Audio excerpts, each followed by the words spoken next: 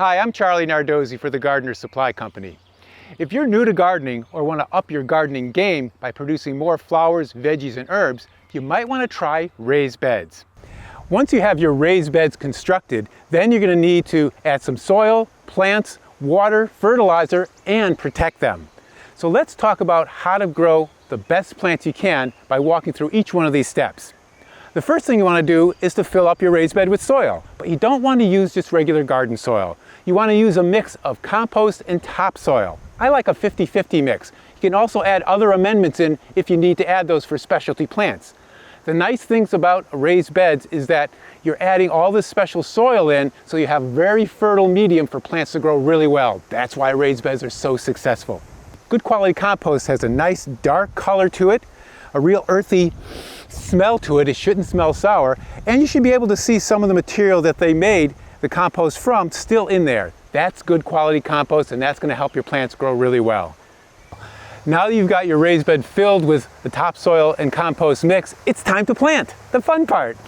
Traditionally, you would plant in straight rows, and if you want to do that, that's great. And there's a lot of different ways to help you keep your rows straight and make sure everything goes well. Of course, you can always use these dibbles with some string attached, just putting one dibble on each end, making the string nice and tight, so you'll keep your row very straight as you go down. Then you can create a row, and what you're planting, well, really kind of depends upon what you're into. Let's see what we're going to plant today. We're going to plant some spinach. Now, spinach is a nice cool season crop, so you can create a shallow little furrow all the way down this row, probably a couple inches deep.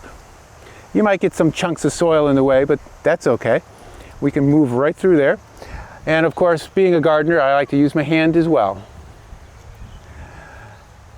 And now we also have another cool little tool called a planting ruler. And this is great because it tells you how far apart your plants should be. So for spinach, it should be about 6 inches apart. Now we could do this in a couple different ways. We could plant a seed every 6 inches, or we could plant them every couple inches and then thin them later. So taking our seed, I think I'm going to plant them every couple inches because I like baby spinach. It's really delicious, and it gives the other spinaches some room to fill out a little bit later. Then we just plant our seeds into our furrow all the way down the row. You can just gently fill in the furrow with your hands. So straight rows are great, especially if you're a farmer and you have plows and tillers, but for raised beds, I like a couple other techniques that are even better. They maximize the amount of plants you can have per square foot. One of them is called broadcast or block sowing of the seeds. So instead of creating rows, we're just going to sprinkle them in an area randomly. So for this one, I think we're going to use radishes. Great idea. By planting this way, you'll end up having plants kind of on top of each other a little bit, but you can always thin them. And of course, remember, you can eat a lot of the thinnings of things like spinach and lettuce, and even radish tops are really edible. How we're going to do that is just going to scrape off maybe about a 1 foot area of soil, going down maybe an inch or so. Just make a little pile at the end here, because we're going to use this to cover our seeds. And then just gently sprinkle. And there's really no science to this, it's more of an art. Just gently sprinkle your seeds in this area, trying to get them a couple inches apart, but I wouldn't worry too much about that. Once you have them all sprinkled, you want to close up your pack, and then just take the soil that you piled up and just kind of gently toss it right back on top of the seeds. Of course, you always want to remember to mark these rows and these broadcast areas so you know what's coming up. And another thing I like to do when I'm using this broadcast seeding method is to do what we call succession planting. And succession planting means you plant your seeds 1 week, and then a week or two later you plant that same plant again right behind it. About a 1 foot area, just like you did in the first time. The nice thing about succession planting is you get small groups of seeds germinating at different times and maturing at different times, so you never get overwhelmed by a huge row of beans or a huge row of lettuces. You have enough just for what you need in the kitchen when you need it, and it happens all summer long. You can plant from seed, or you can plant from transplants. I'm going to pop in some lettuce right behind our radishes. Oh, by the way, you always want to use some plant markers to designate where the plants are in your bed, especially if you use seeds, so you know what's going to come up.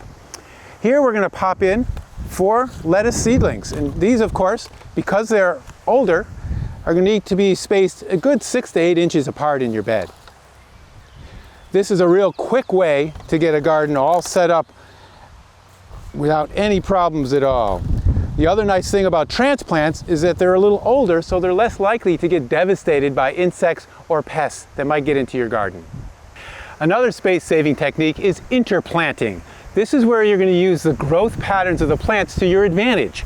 So you can take plants that take a long time to get big, like squash or tomatoes or broccoli, and you can plant those in your bed as you normally would. So these are biodegradable pots. I love these because they slowly break down. You don't have to damage the roots when you're planting, but you do want to break up the pots a little bit so that the roots can pop out of there and get into that soil, that nice rich soil you planted. So using one of your diggers or even just using your hands, because this soil is really nice. We're just going to plant it down. Make sure you bury that pot really well so it doesn't wick any moisture out. And in this size bed, I'd probably do 2 squashes in here. Just again, breaking up the pot just enough so the squash roots can break out.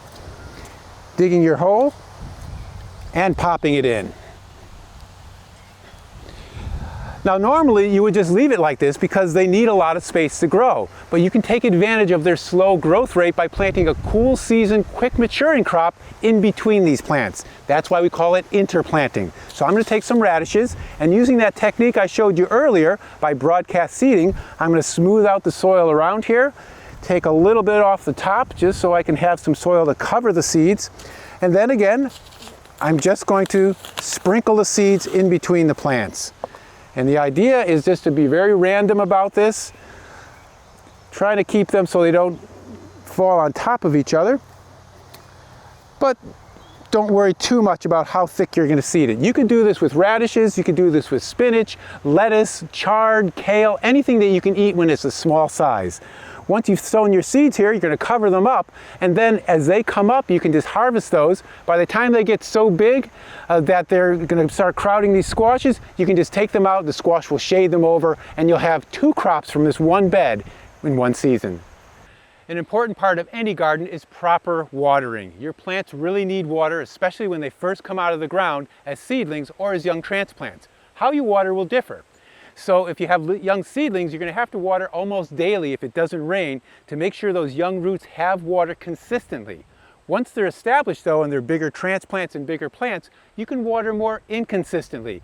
Maybe you water it a couple times a week and soak it down so that it goes down a good 6 to 8 inches. How do you know it's 6 to 8 inches deep? Very simple. Just go out to your bed and start watering and then count to 30. And then walk away for about 10-15 minutes, come back and check the depth of the soil and see if the water has soaked down to 6 to 8 inches. If it hasn't, water a little longer. If it has, you're all set. Now another thing you might have to do in your raised bed is fertilize. Most of these raised beds have really rich soil in them, so usually you don't have to do much fertilization except for a couple situations. When little seedlings are first popping out of the ground or just transplanted, they might look a little yellow, so you might give them a little shot of a fertilizer high in soluble nitrogen. Or long season vegetables like tomatoes or melons might need an extra boost mid-season. You can use a water-soluble fertilizer like this one, putting it into a watering can, and just make sure you get it right around the plant and on the leaves, because the fertilizer can be taken up through the leaves as well. While using a watering wand and watering can is great for a small garden with a few plants, if you have multiple plants in raised bed gardens, you might want to automate your irrigation system. And one of the best ways to do that is with drip irrigation. Drip irrigation applies the water right to where the plants are. So this water well drip irrigation system is really great because it has lines that go running through the bed, and then you can line up your plants where the holes are so the water goes right to the roots there and you don't waste it in between plants or in other places. You can also soak the whole bed by using a soaker hose. Soaker hoses are cool because they have small little holes in them, and when the water goes through, it weeps water into the bed. And you can see we just wrapped it around these squash plants, and you can send it right down the row of a lot of different plants too. The nice thing about this snip and drip soaker hose system is that you can get an optional connector kit so that you don't waste water in between the beds. You use a regular garden hose to connect the soaker hoses, and so the water stays in the bed. It's more efficient, and it's a better way to water your plants. If you really want to soak your raised beds quickly, you can use a raised bed sprinkler kit. What's great about these is that it has a flow control, so you can make it flow wide and far or close, and it can change the direction as well. It'll soak the bed so quickly you can just keep it on for a few minutes, let it soak down that 6 to 8 inches we talked about, and then you can just turn it off. A good accessory to get for your irrigation system is a timer. You just attach these to a spigot and you can program it to come on and off whenever you want. It's a great way to cover yourself in case you forget to water or if you need to go away. Once you've watered your beds, it's good to mulch them. You can use straw, chopped leaves, or grass clippings from untreated lawns. Mulch is really nice because the organic mulches will feed the soil as they break down. Also, when you spread it around them, you won't have to water as often, so you'll save water too. So mulching helps you on a lot of fronts. You might have planted really well, watered and fertilized and got your plants growing really strongly, but you're also going to have to protect them. And one of the first things you're going to protect them from is the weather. Now, if you want to get a little jump on the season, these individual plant cloches are great. You can put warm season crops like tomatoes and squashes in them, and what's nice is that you can vent them in the top here so they stay cool during sunny days, and they have staples that hold them in the ground so they don't blow away.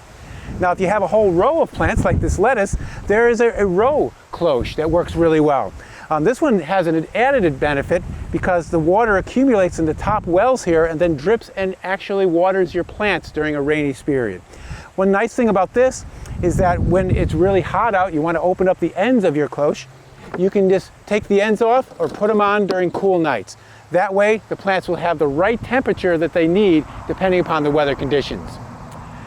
Another way to protect your plants from the weather is by using floating row covers. This is a cheesecloth-like material that just kind of drapes over these supports. There's 3 different types of row covers. There's a summer weight row cover that's very lightweight and it's really just to keep pests like insects out of your bed. Then there's an all-purpose row cover that's good to 28 degrees, and then there's the garden quilt. That's good to 24 degrees.